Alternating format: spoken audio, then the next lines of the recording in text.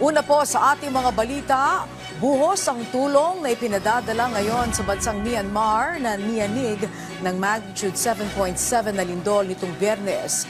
Ang Pilipinas nakatagda ding magpadala ng contingent para tumulong sa emergency response sa naturang bansa. Si Patrick De Jesus sa sentro ng balita.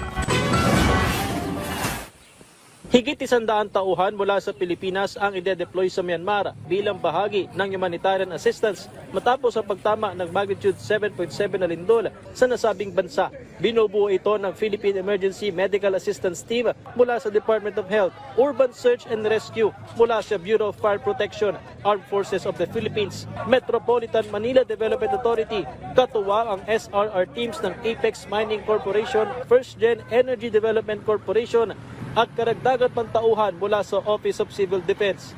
Bukas, April 1 ang tentative deployment ng Philippine Rescue Teams na tatagal ng 2 linggo.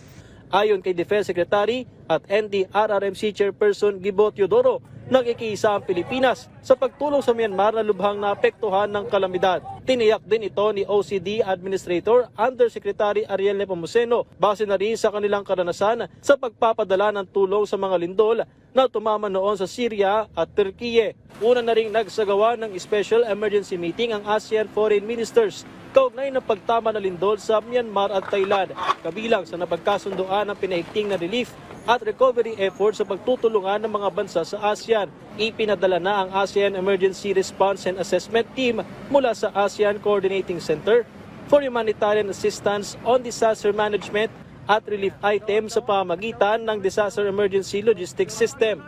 Patuloy namang nakantabay ang ASEAN Foreign Ministers para matiyak ang mabilis na humanitarian assistance.